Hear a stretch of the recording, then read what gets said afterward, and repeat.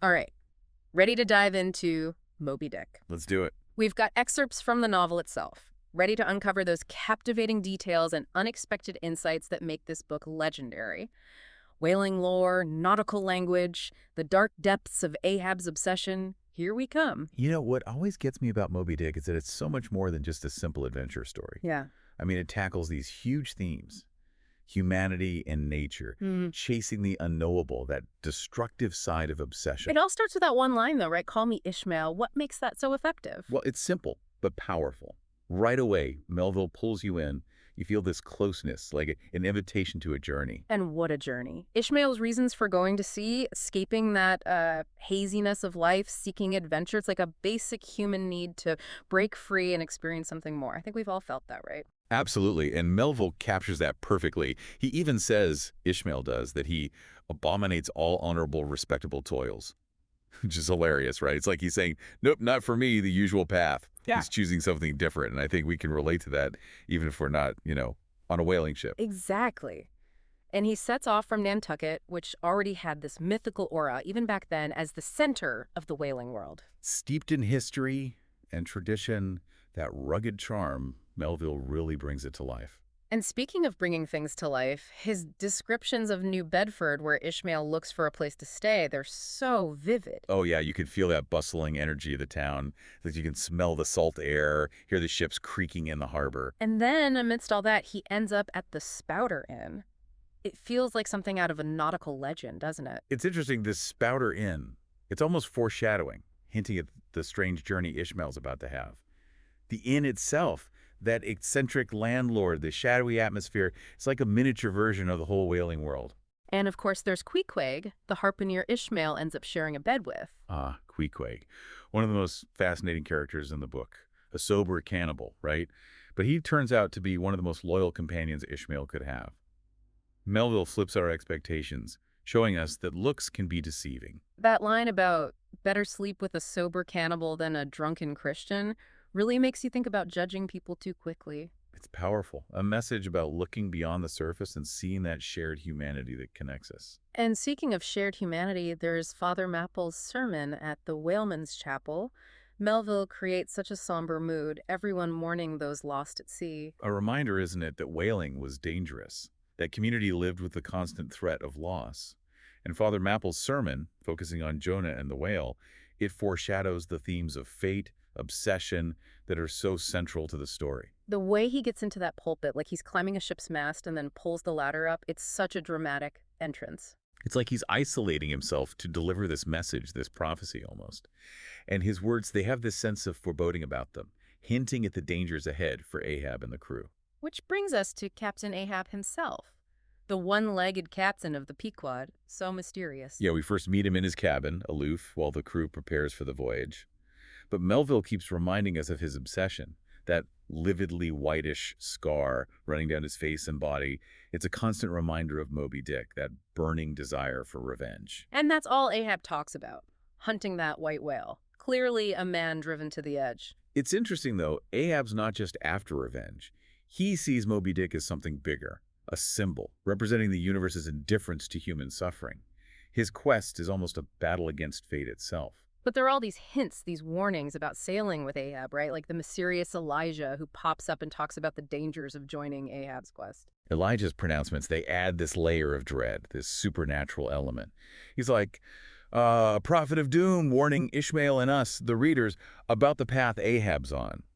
And then there's the contrast between Ahab and Starbuck, his first mate. Starbuck, he's all reason and caution, while Ahab is reckless obsession. It's like Melville is showing us this conflict, these two opposing forces within us all. Exactly. And we'll see how that plays out. But we can't forget the doubloon that Ahab nails to the mast. So symbolic. Each sailor sees something different in those images, don't they? It's like what do they call it, a Rorschach test.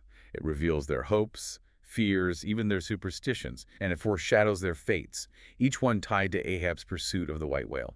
Speaking of the whale, why do you think Melville has those chapters dedicated to classifying whales, all the anatomical details? It's more than just science, I think. It's him challenging us how we understand the natural world. He compares different whales to books, right? Yeah. Suggesting that classifying them is like organizing a huge library. Like nature's too big, too mysterious to be neatly categorized. Exactly. Yeah. Especially the white whale. Melville even has chapters on the color white, its meaning in different cultures. He talks about how the whiteness of the whale can be the unknowable, the terrifying, the sublime. It attracts and repels, makes you feel awe and fear. For Ahab, that whiteness, it's everything that's eluded him, everything he wants to conquer. It becomes the vastness of the ocean, the indifference of nature, And it's that indifference that drives Ahab mad, isn't it? He's trying to control something that's ultimately beyond him. which makes you wonder, is Ahab a hero or a villain? This noble figure challenging his limits or a destructive force? A question that has haunted readers forever. Melville doesn't make it easy. Maybe that's what keeps Moby-Dick so interesting. It forces us to confront these big, uncomfortable questions about ourselves and our place in the universe. But before we go deeper there, let's talk about the dangers and tensions Ahab and his crew face as they set out on this voyage. We were just talking about the danger and tension, right? What always gets me is how Melville doesn't shy away from that brutal reality of whaling. No, he doesn't. You really face it head on, the violence, the bloodshed. It's easy to romanticize whaling, but Melville reminds you this was a dangerous, often cruel business. Like that scene when they're trying to tap the whale's head to get the spermaceti. And it's worth reminding folks, that was a valuable oil used in lamps and candles. Oh yeah, highly sought after, made whaling lucrative, even though it was risky. But that scene is almost surgical, so precise, but incredibly brutal. Melville wants us to see the cost, the price paid by the whales and the men who hunt them. And it's not just the physical violence, it's the psychological impact too. Like think of Tashtego, Dagu, the harpooneers. So skilled, powerful, but there's this sadness, a loneliness about them. Like they've lost something of themselves along the way. And even Stubb, he acts so casual about the danger, but there's this underlying darkness there. Yeah, Stubb, he's almost made peace with death, hasn't he? Yeah. But that acceptance, it comes with a price, an emotional detachment. That's how he survives in that world. And in that world, even the best whalemen, they're at the mercy of fate, chance.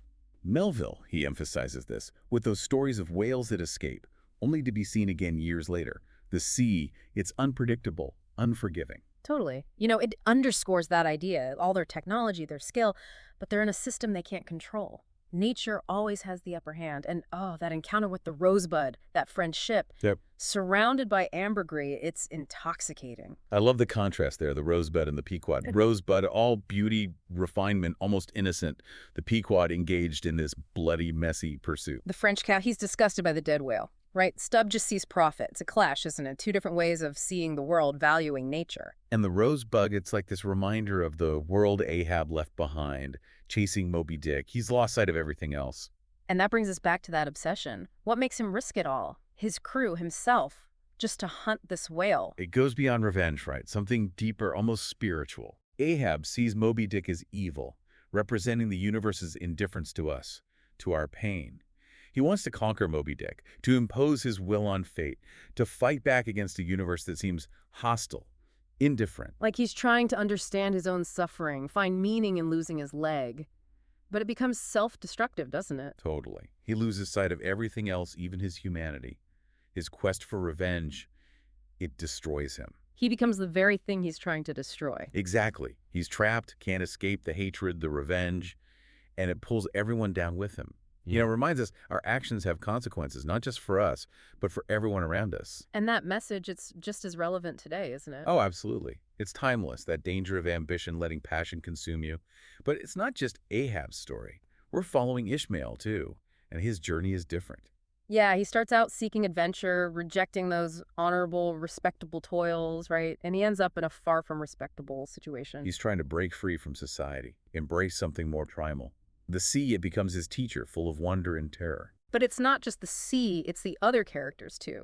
His friendship with Queequeg, it's one of the most heartwarming things in the book. They cross boundaries, defy expectations. They're so different, yet they find this deep connection, brotherhood facing danger. Queequeg, he's like a spiritual guide with his quiet wisdom, his loyalty. He helps Ishmael navigate not just the whaling world, but himself, his own soul. And in the end, Queequeg saves Ishmael. When the Pequod sinks, right? Yeah. Ishmael hangs onto Queequeg's coffin. It becomes his life raft. Even in death, those connections can sustain us. It's like while Ahab's obsession destroys, Ishmael's openness to experience to the unknown, That's what saves him. He lives to tell the tale, to share what he's learned. And that brings us back to you, the listener. What speaks to you in Moby-Dick? What lessons do you take from this story about obsession, humanity, the power of nature? The good question to think about as we go into the final part of our deep dive. Next time, we'll look at that final encounter, Ahab and the white whale, and talk about the legacy of this incredible book. Okay, so we've really been exploring Moby-Dick, all the symbolism, those complex characters, and now we're here, the big showdown. Ahab versus Moby-Dick. It's a 3-day chase, and Melville builds the suspense so well. You feel the weather changing, the crew's anticipation, and every time Moby Dick surfaces, there's this almost mythical feeling. The tension is incredible. I can hear Ahab shouting from the masthead, "What do you see, Sharp? Sharp!" You can feel that obsession driving him, driving everyone toward this final confrontation. He's completely lost in it. His senses are so heightened, it's almost madness. And the crew, even though they're scared, they have doubts, they're still swept along with him. Like they're caught in a current, being pulled towards something they don't even fully understand. And as the chase goes on, Moby Dick, he becomes more than just a whale, right? Melville's language, it's so vivid when he describes Moby Dick's power, how ferocious he is. He becomes this force of nature, the raw power of the ocean, untamed. Then Ahab, even with his injury, he's going to face this head on. That image, him throwing aside his ivory leg, it's so powerful. Like he's rejecting his own limits, giving himself over to this quest. It's both arrogant and defiant at the same time, isn't it? He's pushing past his physical limits, driven by something that's both scary and amazing to see. But when they finally get close, it all falls apart. Those first two boats destroyed. And then Ahab's harpoon, the one that's so important, symbolically it gets tangled, drags him down. It's pure chaos, destruction. But there's also this strange beauty in Ahab's last moments, a terrible kind of poetry. I remember his last words so clearly.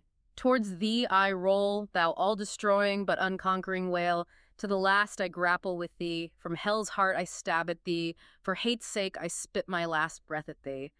Defiant, almost like Shakespeare, even as he's being destroyed. Yeah, it's like he's fighting more than just the whale. He's fighting fate itself. And then Moby Dick swims away, pulling the Pequod and the crew down with him. You're left with this feeling of awe and despair. It reminds you how small we are, how powerful nature is, how even the strongest will can be broken. But there's one survivor, right? Ishmael. Yeah, holding on to Queequeg's coffin, he's saved by the Rachel, that ship looking for its lost captain's son. It's like even with so much loss, there's still hope, a chance for something better. And Ishmael, he's the one who tells the story. He saw the destruction of Ahab's obsession, but also how strong the human spirit can be, even in the face of tragedy. So as we finish our deep dive into Moby Dick, what do you think it all means? Is it a warning about obsession? A story about how much humans can endure? Or something else entirely? I don't think there's just one answer. Moby Dick, it's a book that's hard to define. It makes you think, even centuries after it was written. And it asks us to think about our own lives, doesn't it? What drives us? What are we willing to sacrifice for our goals? How do we find meaning, connection, in a world that can feel huge and indifferent? Those are questions we all face. But Moby Dick, it gives us a way to think about them, to understand what it means to be human.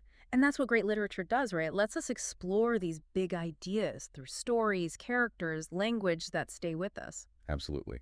Our deep dive might be over, but I hope it makes you want to keep reading Moby Dick. Every time you read it, you see something new. And until our next deep dive together, keep exploring, keep asking questions, keep discovering those amazing things hidden in great books.